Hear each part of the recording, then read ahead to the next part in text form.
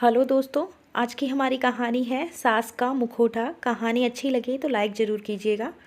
देख लिया रोहन, मैंने कहा था ना, तू बेकार ही समय और पैसा बर्बाद कर रहा है। ये औरत कुछ नहीं कर सकती, सारा दिन सबकी बुराई बाई करने में लगी रहती है। अगर ये पढ़ती होती तो आज ये पास ना हो गई होती। तुझे तो हमारी बात गलत लगती थी। आज जब नताशा का सरकारी परीक्षा का रिजल्ट आया जिसमें वो पास ना हो सकी थी, तो उसकी सास रोशनी जी ने उसे और रोहन को ताने देने शुरू कर दिए।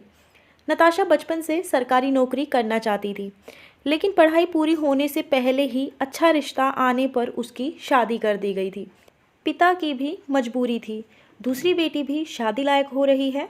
शादी के बाद नताशा की पढ़ाई की इच्छा देख रोहन ने उसे पढ़ाई पूरी करने के लिए प्रोत्साहित किया।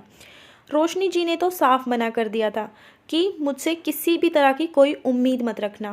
खैर, नताशा पर तो का जुनून था। वो दिन भर काम करती और जब समय मिलता तो सारा ध्यान पढ़ाई पर लगा देती। सासू माँ भी बिल्कुल पक्की थी, जानबूझकर नताशा को एक काम खत्म होने से पहले ही दूसरा काम दे देती, जिससे वो पढ़ाई ना कर सके और मजबूरी में कुछ काम उन्हें ना करना पड़ जाए।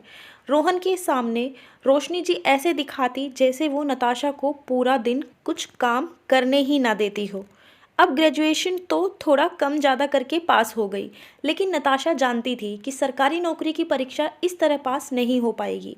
रोहन उसे हिम्मत देता, तुम पूरा ध्यान पढ़ाई पर दो, मैं हूँ ना, सब संभाल लूँगा। अब तक घर में देवरानी भी आ गई थी, लेकिन सासू माँ ने अभी भी नताशा को पढ़ने का समय नहीं दिया, बल्कि रोज़ ऑफिस से वापस आने पर रोहन से यही कहती कि दिन भर तो पढ़ती नहीं और रात को तुमसे हम सबकी बुराई करने में लगी रहती है। इसको पढ़ना तो है नहीं, पैसा बर्बाद करना है बस।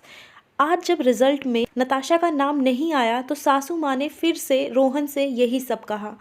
आज तो रोहन को भी गुस्सा आ गया। बार बार वही सब बातें सुनकर उसे गुस्सा आना लाजमी था। उसे अपनी माँ की बात सही लगी, क्योंकि कभी कभी तो नताशा अपनी परेशानी उसको बताती ही थी। कुछ दिन बाद दोनों भाइयों के आपस में झगड़े हो गए। सास ससुर ने रोहन और नताशा को घर से बेदखल कर दिया। रोशनी जी का यह भी सोचना था कि जब अकेली रहेगी और सारी जिम्मेदारियां सिर पर पड़ेंगी तो पढ़ाई का सारा भूत उतर जाएगा। इसीलिए उन्होंने उन दोनों को घर से निकाल दिया था। इसके उलट अलग होते ही नताशा ने अपना काम अपने हिसाब से मैनेज किया और पढ़ाई का समय निकालने लगी और फिर से परीक्षा दी। जिस दिन रिजल्ट आने को था, रोहन घर से बाहर चला गया। पास तो तुम्हें होना नहीं है, मेरे सामने रोने का नाटक लेकर बैठ जाओगी, इसीलिए मैं घर से ही चला जाता हूँ, शाम को आऊँगा। रोहन की इस बेरुखी से नताशा बहुत उदास थी। उसका भी मन नहीं हो रहा था कि वो रिजल्ट देखे, फिर भी उसने थोड़ी सी देर बाद हिम्मत करके रिजल्ट खोल ही लिया। स्क्रीन पर नताशा के नाम के साथ पास लिखा था, जिसे देखकर नताशा की आंखों से खुशी के आंसू बहने लगे। उसकी बेटी रिद्धि उसे रोता देखकर घबरा गई। रिद्धि ने अपने पापा को फ़ोन किया, पापा जल्दी घर आ जाओ, मम्मी रो रही है। रोहन बोला, बेटा तुम्हारी मम्मी पास नहीं हुई होगी तभी रो रही होगी, तुम घबराओ मत, मैं थोड़ी देर में आ जाऊंगा। रोहन गुस्से से बोला। तभी नताशा ने रिद्धि के हाथ से फ़ोन लिया और बोली, मैं पास हो गई, आज मेरा सपना पूरा हो गया, आपकी मेहनत और मेरा विश्वास जीत गया। क्या सच? सुनकर रोहन की आंख में भी खुशी के आंसू आ गए। मैं अभी घर आता हूँ। थोड़ी देर में रोहन घर आ गया था, साथ में मिठाई का डिब्बा भी था।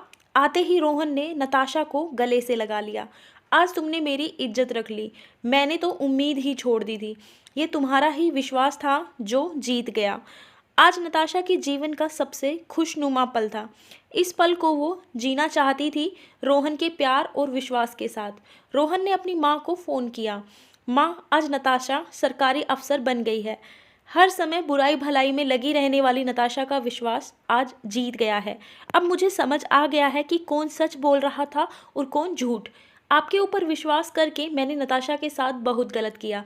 शायद उसके 2 साल खराब ना होते, लेकिन कोई बात नहीं, उसने वो कर दिखाया जो आप सबके लिए असंभव था। सालों पहले मैंने नताशा पर जो विश्वास किया था, जिसे आपने डिगा दिया था, वो विश्वास आज जीत गया। रोशनी जी के पास आज बोलने को कुछ नहीं था। वो शायद यह भूल गई थी, जिसे अपनी ज़िंदगी में कुछ करना होता है वो अपनी मेहनत के बल पर करके ही रहता है, फिर चाहे उनके रास्ते में कितनी भी रोड़े क्यों ना अटकाए जाएं। वो अपना रास्ता ढूंढ ही लेते हैं। दृढ़ निश्चय और कठोर मेहनत से कोई भी किसी न किसी मुकाम को तो पा ही लेता है, बस हार नहीं माननी चाहिए। धन्यवाद दोस्तों। कहानी अच्छी लगी हो तो लाइक कर दीजिए, ज़्यादा से ज़्यादा शेयर कीजिए, चैनल को सब्सक्राइब कर लीजिए ऐसी और कहानियों के लिए।